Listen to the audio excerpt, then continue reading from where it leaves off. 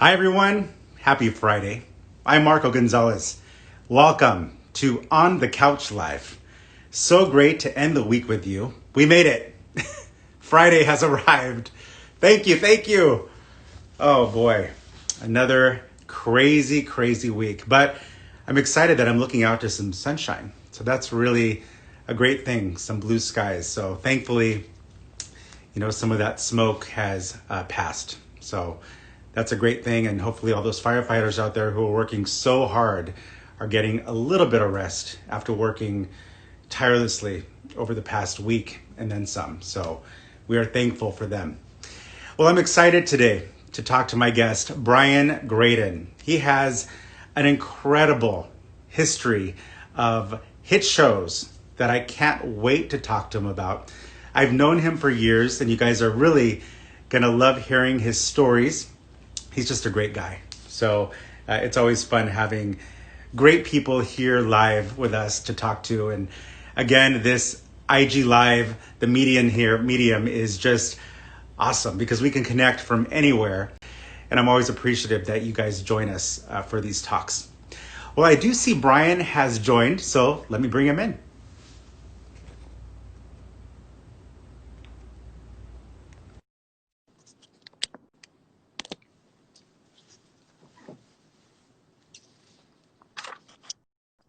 Hey, Marco, how are you? Hey, Brian. Nice to see you. Great to see you. How are you today? Doing very well as anybody's doing in a pandemic. Oh, I know that's true. Can you Yeah. believe, though, we're already more than halfway through in September? No, I'm still in shock. In my mind, it's still March 19th. I know. It's almost like everything went on standstill, right? Exactly, yeah. Yeah. Wow, that is insane. So, Brian, you have so many incredible shows that I want to talk to you about. But, for the inspiring aspect, you started off as an intern, which Yes. is such a great beginning. Tell us about that. I think almost everybody in Hollywood starts out as an intern. There's no shame in that. And my first kind of internship was on a show called Cops. And my job was to sit in the back seat with the cops. And when they would bust open a door, I had to crawl on all fours through the grass so we didn't get shot, and then get the perpetrator to sign a release saying they would agree to appear on TV. That was my introduction to television. And I thought it was fantastic. Oh my gosh, talk about hitting the ground running. Yeah, Oh my literally. gosh. So from there, I know you did some dating shows, but I want to move to what everybody knows, which is South Park. I mean, what Absolutely. a phenomenon. And the way it started, you had an integral role in getting that going. Tell us about the Christmas card that started it all. Sure. Well, a few years before the Christmas card, I went to this random screening of a couple of filmmakers from Boulder, Colorado, who would turn out to be Matt and Trey. And they had done this student film about a cannibal, Alfred Packer, who ends up having to eat the entire tribe he traveled with. And it was a musical. So they were doing this in song, and I just thought it was genius. So I befriended them, and we found them projects and pilots. But 4 years into the relationship, nothing was happening. Nobody was biting. So to find a way to just help them keep paying rent, I sort of said, why don't you do my Christmas card? I did a video Christmas card every year that I'd send to the industry. So they went away to Colorado for 2 weeks and brought back what is now the infamous Spirit of Christmas. And as soon as I popped it in, I thought, well, this is the naughtiest thing I've ever seen. I'm not going to send it to 500 people. I reduced my list to like 20 friends. Okay. And I kind of thought that was the end of it. Right. And lo and behold, then it went viral before there was such a thing. And everybody in Hollywood had a VHS copy. And Comedy Central called us and said, would you like to make this a show? And we're like, yeah, sure, let's do it. And that's kind of how it began. Wow. And so you were the executive producer for at least the first season. Is that right? Yeah, the pilot and the first season. The pilot took us about a year Okay. because if you can imagine, the show was originally animated with construction paper. And so every time you wanted to change a scene, you had to laboriously spend days just moving that little hat of Kenny's such that you could create the pictures you needed to create. So Right. it took literally a year. And then once the pilot was done, we took it to a focus group. And I thought, okay, they're going to love it. And the focus group gave it the lowest rating I had ever seen, and I've ever seen since then. We even made 3 of the women in the focus group cry because they thought it was so inappropriate for children to say these things. So I thought for sure we would never get picked up. And Trey Parker had the idea of wearing check minus t-shirts to our next meeting Mhm. because we'd gotten such a bad grade from the focus group. Oh, And I don't know whether it was the check minus t-shirts or what, but Comedy Central went ahead and picked it up and took a flyer, for which I'm grateful. Wow, was Mr. Hanky the Christmas poo part of the beginning? He was, but that was a big point of contention. And Trey and Matt won and were right, of course. But I was like, you can't have a talking poo. Who's going to want that? And I think it's like the number two most appreciated merchandise right after Cartman. Oh my gosh, I know. It's something that I can't even forget. Even saying it makes me laugh. So, Yes. obviously, you were the president of entertainment for MTV and VH1 for 13 years. Yes. And under your direction, I have to list some of the shows. Okay, everybody who's watching is going to go, what? The Osbournes, TRL with Carson Daly, Newlyweds with Jessica Simpson and Nick Lachey, Punk'd, Laguna Beach, Jersey Shore, Teen Mom, Jackass, and then on the VH1 side, Flavor of Love, Rock of Love, and the list goes on and on. So were any of those hits a surprise to you when they made it so big? You know, any programmer who tells you they knew how it was going to turn out is lying. So everyone is a bit of a surprise. And more often than not in television, you're surprised in the sad way because most things don't work.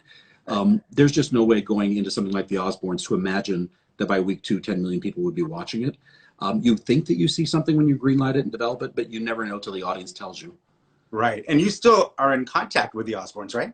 Yes, absolutely. We just actually talked to them last week, and it's so great to see how they've all thrived and grown up. And Jack and Kelly will always be 17-year-olds that I love in my heart, but they're full-fledged adults with, Jack, a family, etc. Yes, yes. And I worked with Sharon at the Talk. I was the copy editor Yes. for the show, and she's so cool. She's just that cool. She's maybe one of the wisest, if not, that people that I've ever met in Hollywood. She just knows what time it is. Yeah, always. She's just so on top of everything. I Yeah. adore her so much. And there was a story behind Jackass. Didn't it take a while to get it into production? Yeah, we had seen this video, and I don't remember who showed it to me, but it was of Johnny Knoxville and his friends, and it wasn't for television. They were just out messing around, and they wanted to test a bulletproof vest. So Johnny put on a bulletproof vest and had one of his friends actually shoot a bullet into his chest. And that is not what got me, because we were not going to do that on television. Right. But after the thing had happened, they all had so much spontaneous joy after having done something so insane that's really what moved me. Oh, And I love the idea that these guys were out doing these things, whether there were cameras or not. yeah. And I knew the audience would respond to the authenticity of their antics because they weren't doing it for television. But at the time, Johnny Knoxville didn't have any interest in TV. And it took us about 4 years until they finally hooked up with Spike Jonze. Spike Jonze talked him into saying, hey, let's do this as a TV show. And then we finally got it. I feel like watching that, I was on the edge of my seat every single time. And that pretty much paved the way, Brian, for many of those, home video shows that people are just doing whatever they want. Yes. I feel like that show paved the way. Yes, it could. If YouTube had existed then, they might have been YouTube famous long before MTV ever got to them. Yeah, exactly. So aside from MTV, you were also in charge of logo for Yes. 7 years. Yes. And under your direction, let's talk about the big hit, RuPaul's Drag Race. That show is still carrying on today. And what do you think of that kind of how much publicity it's gotten and how it's grown so tremendous? RuPaul himself is gotten bigger than ever. Yes, it's beyond rewarding, because that's not a show that on paper you would have thought would become one of the most mainstream hits in America, let alone win Emmys for Best Reality Series. And we certainly never thought that going in, because drag was kind of a niche thing. And we thought the gay audience would appreciate it, but never imagined the cultural force it would become.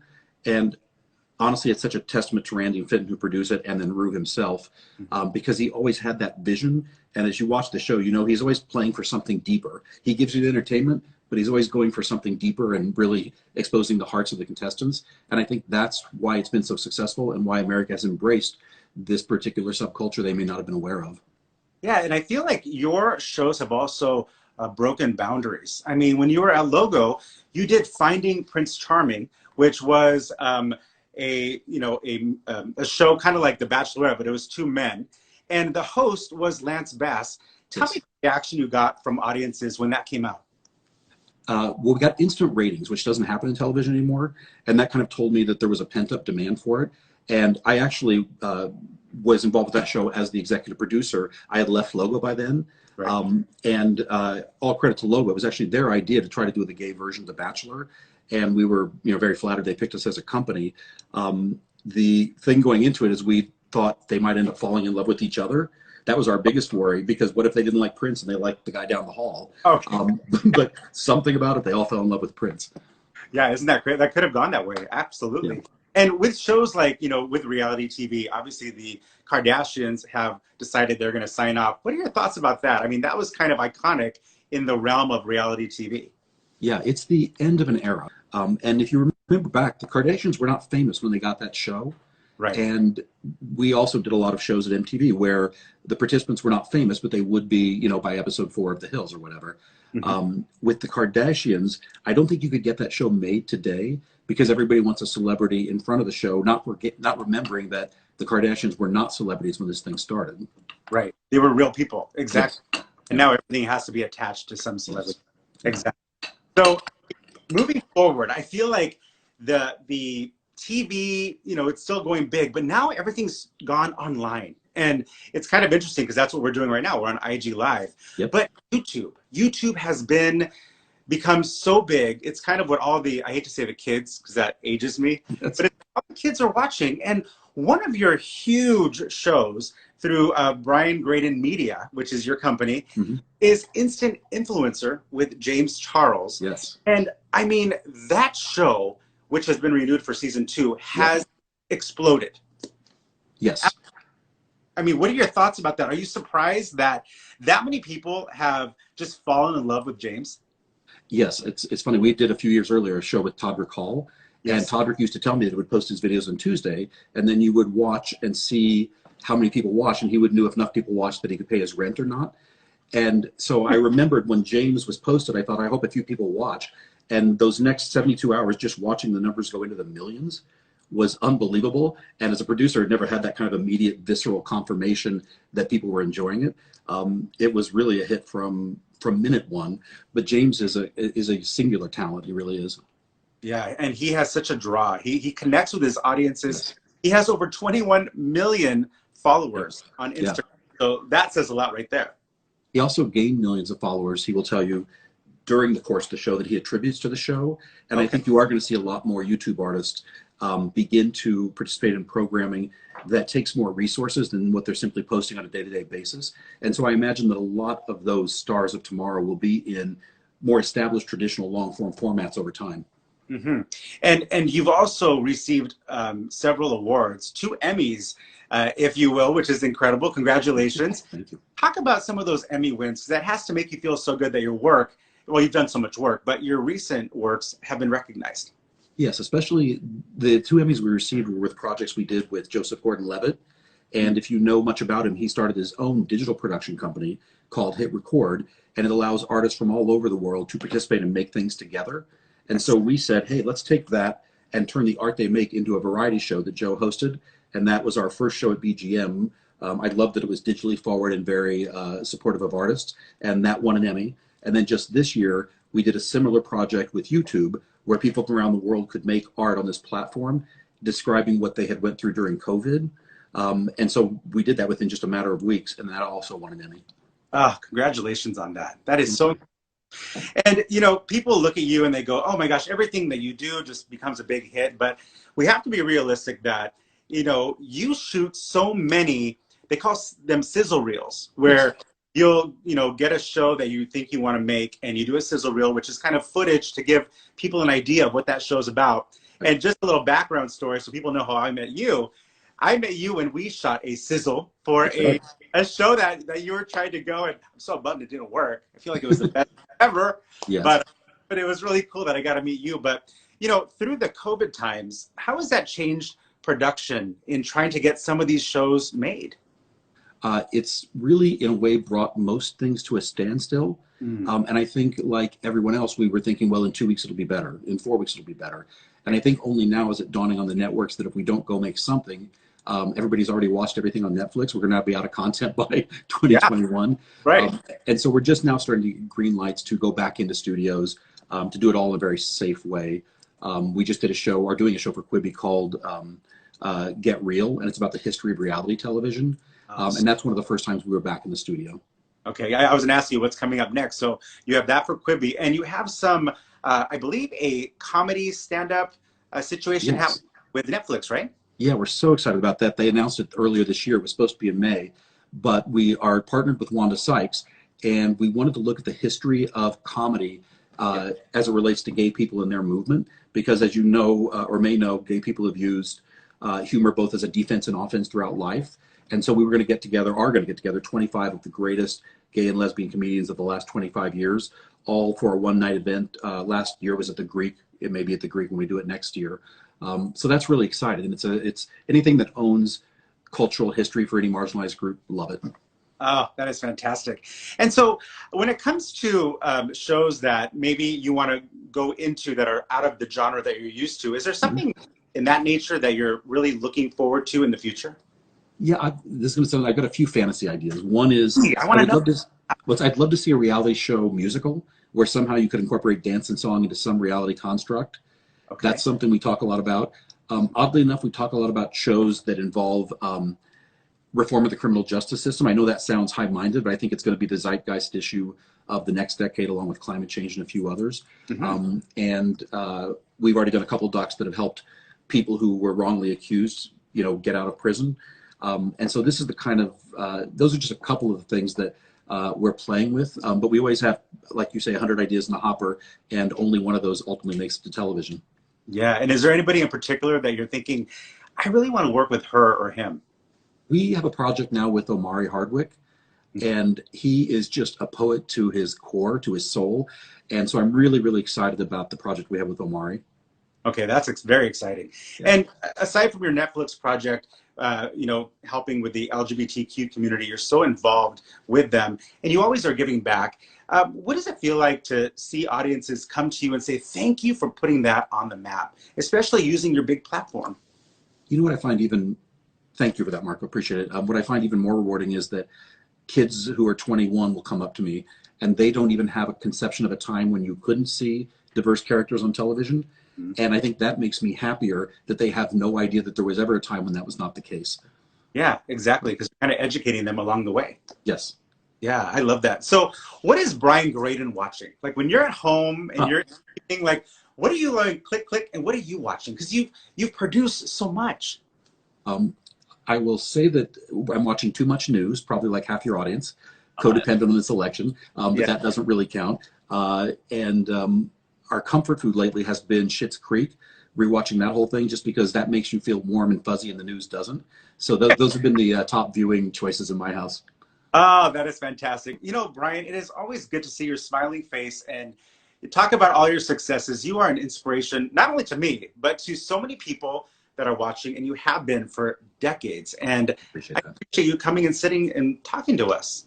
Absolutely. My privilege, and wishing you lots of luck with this and all else.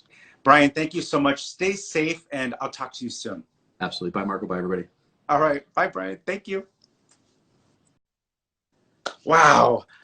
Just talking to him and knowing he has all of those hits under his belt is just, like I said, inspiring and just incredible. Thinking of all those celebrities that you all enjoy watching, and he had a part in working with them on a daily basis for so many of those shows that we have all been obsessed with for years. Thank you, as always, for watching. I'm Marco Gonzalez, and I'll see you next time right here on the couch. Take care.